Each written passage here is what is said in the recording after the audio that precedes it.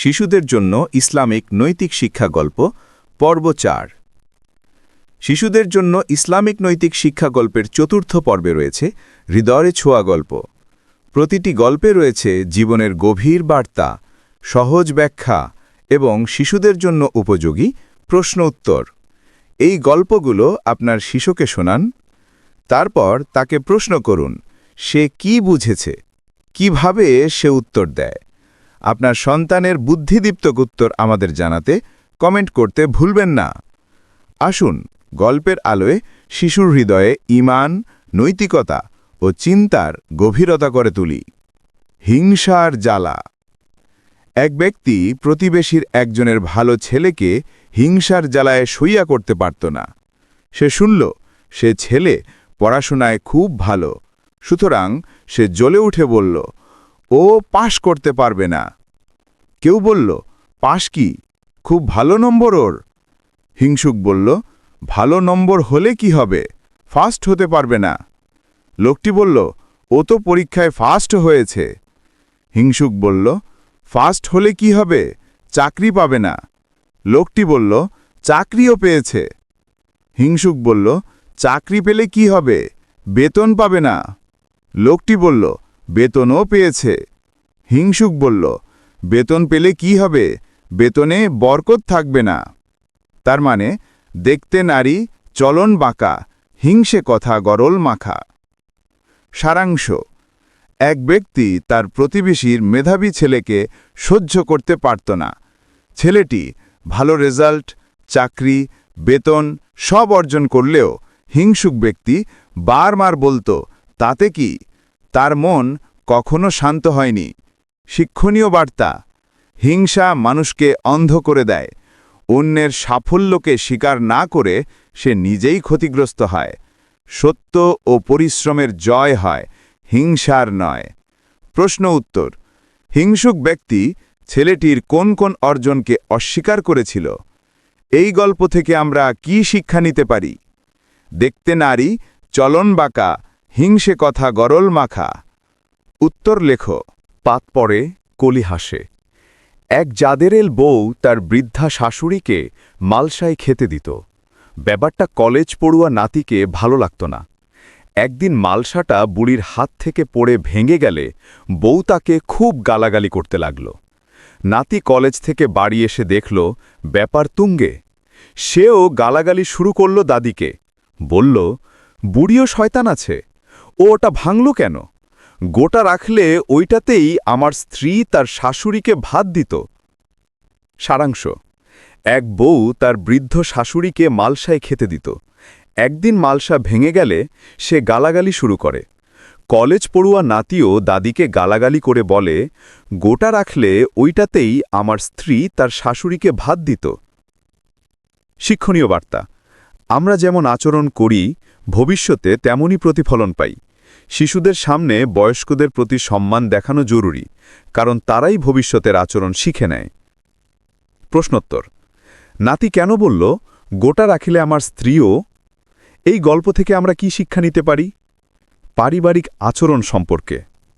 যেমন বপন তেমন ফল, সম্মান দিলে সম্মান মেলে। উত্তর লেখো। বিষয় বিতৃষ্ণা।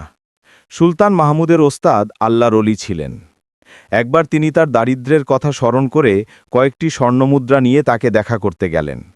হাদিয়া দেখে তিনি সুলতানকে বললেন, বাবা, তুমি যখন আমার ঘরে এসেছ তখন আমার কিছু খাবার খেয়ে যাও। ওই দেখ, খাবার ঢাকা আছে, খেয়ে নাও। ঢাকনা খুলে বাদশা দেখলেন দুটি শুকনো রুটি। তার কিছু খেতেই তার গলায় আটকে গেল। ওস্তাদ মাটির কলসি থেকে পানি খেতে বললেন, আমার ঘরের খাবার যেমন তোমার গলায় আটকে যাচ্ছে, তেমনি তোমার ঘরের খাবার আমার গলাতেও আটকে যাবে। বাবা, দয়া করে তুমি ওগুলো ফিরে নিয়ে যাও। সারাংশ: সুলতান মাহমুদ তার দরিদ্র ওস্তাদকে স্বর্ণমুদ্রা উপহার দিতে যান। ওস্তাদ তাকে খাবার খেতে বলেন, দুটি শুকনো রুটি। বাদশার গলায় রুটি আটকে গেলে ওস্তাদ বলেন, আমার ঘরের খাবার যেমন তোমার গলায় আটকে যাচ্ছে, তেমনি তোমার ঘরের খাবার আমার গলাতেও আটকে যাবে। বাবা। শিক্ষণীয় বার্তা: দুনিয়ার সম্পদ সব মানুষের জন্য নয়। যারা আল্লাহর জন্য দুনিয়াবিমুখ, তাদের আত্মা দুনিয়ার মোহে বাঁধা পড়ে না।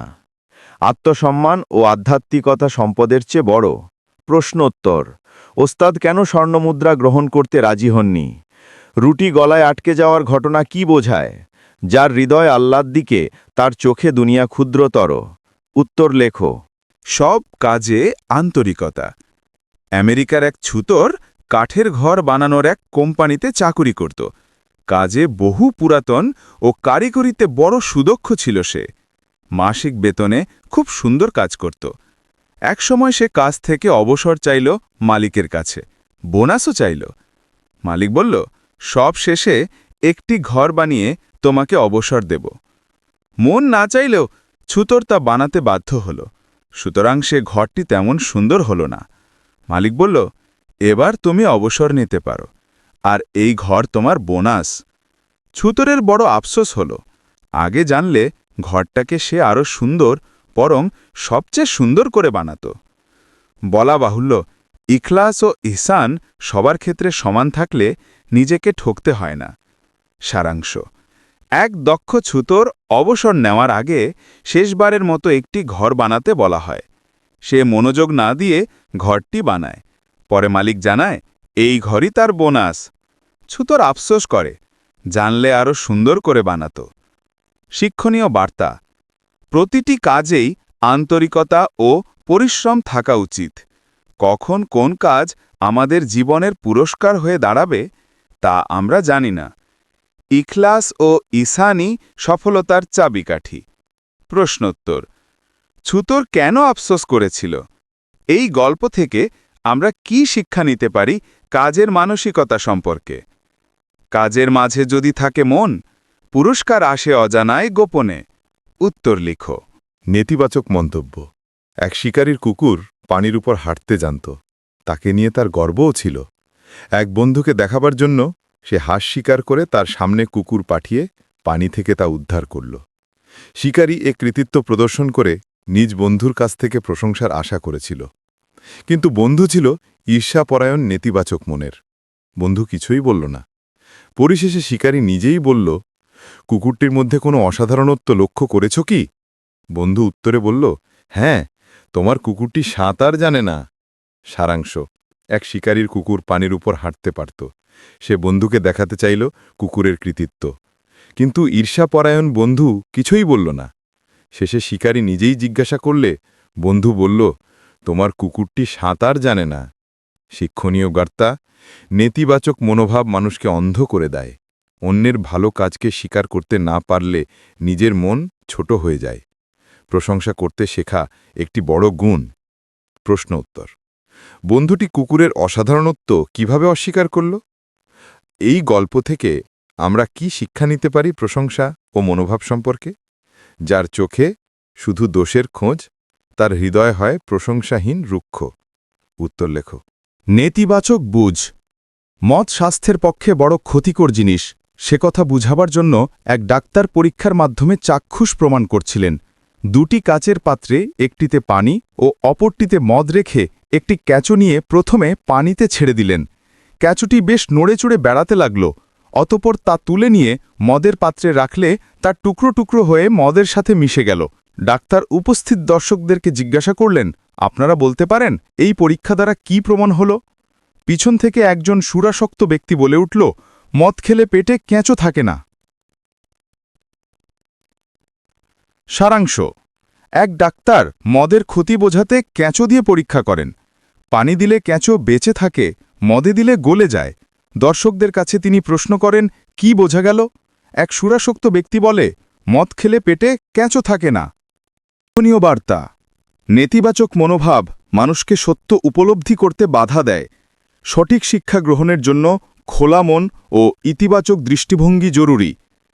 প্রশ্নোত্তর: ডাক্তার কি বোঝাতে চেয়েছিলেন তার পরীক্ষার মাধ্যমে? সুরাসক্ত ব্যক্তি কিভাবে ভুল ব্যাখ্যা করল?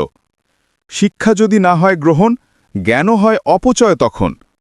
উত্তর লেখো। বিজ্ঞ কাঠুরে। বকর বিন আবদুল্লাহ মুজানি নিজ জামানার একজন ফকিহ এবং প্রথম শ্রেণীর তাবী ছিলেন। তিনি একসময় কোথাও যাওয়ার পথে তার সামনে এক কাঠুরে আলহামদুলিল্লাহ, আস্তাগফিরুল্লাহ বলতে বলতে পথ চলছিল। তিনি তাকে বললেন, তুমি কি এছাড়া অন্য কিছু জানো না? কাঠুরে বলল, অবশ্যই জানি। আমি কোরআনের হাফেজ এবং জানিও অনেক কিছু, দোয়া দুরুদ। কিন্তু মানুষ সর্বদা পাপ ও নিয়ামতে পরিলুপ্ত থাকে, তাই আমি পাপ থেকে সর্বদা আল্লাহর কাছে ক্ষমা প্রার্থনা করি এবং তার দেওয়া নিয়ামতের জন্য প্রশংসা করি। কথা শুনে মুজানি বললেন, বকর হল অজ্ঞ আর কাঠুরে হল বিজ্ঞ। সারাংশ: বকর বিন আবদুল্লাহ মুজানি এক কাঠুরেকে আলহামদুলিল্লাহ আস্তাগফিরুল্লাহ বলতে শুনে জিজ্ঞাসা করেন, তুমি কি এছাড়া কিছু জানো না? কাঠুরে বলেন, আমি কোরআনের হাফেজ, অনেক কিছু জানি, কিন্তু মানুষ সবসময় পাপ ও নেয়ামতে ডুবে থাকে, তাই আমি আল্লাহর প্রশংসা ও ক্ষমা চাই। মুজানি বলেন, বকর হল অজ্ঞ আর কাঠুরে হল বিজ্ঞ। শিক্ষণীয় বার্তা: আল্লাহর স্মরণ ও কৃতজ্ঞতা জীবনের প্রতিটি মুহূর্তে জরুরি।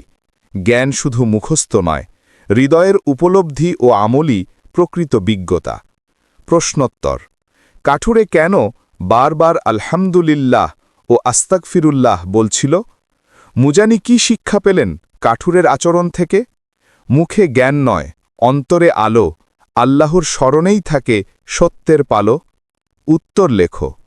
বংশের গৌরব। জায়েদ বিন আলী হিশাম বিন আব্দুল মালেকের নিকট পৌঁছে বললেন, শুনলাম আপনি মনে মনে খলিফা হওয়ার কথা কল্পনা করছেন, কিন্তু আপনি তার উপযুক্ত নন, কারণ আপনি তো বাদীর ছেলে।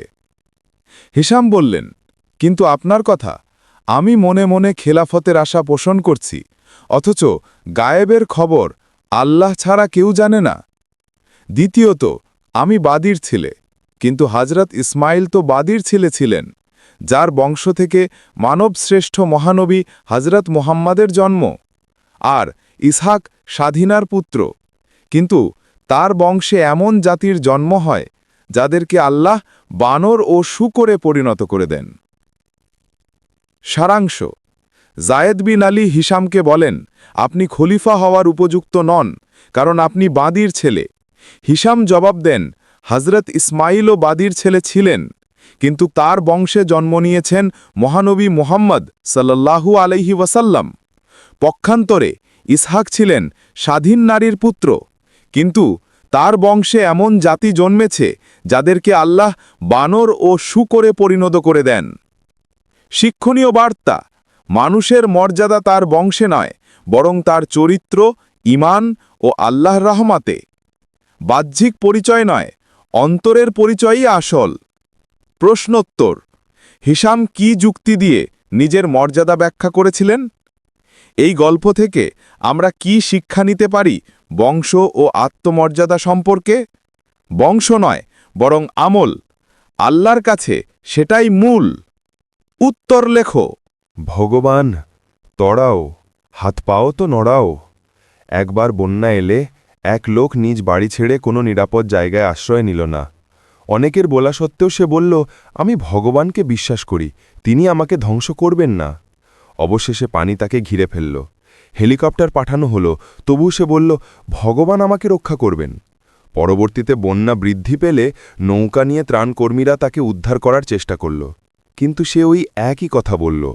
পরিশেষে সে বন্যায় ভেসে গেল এবং প্রাণ হারাল।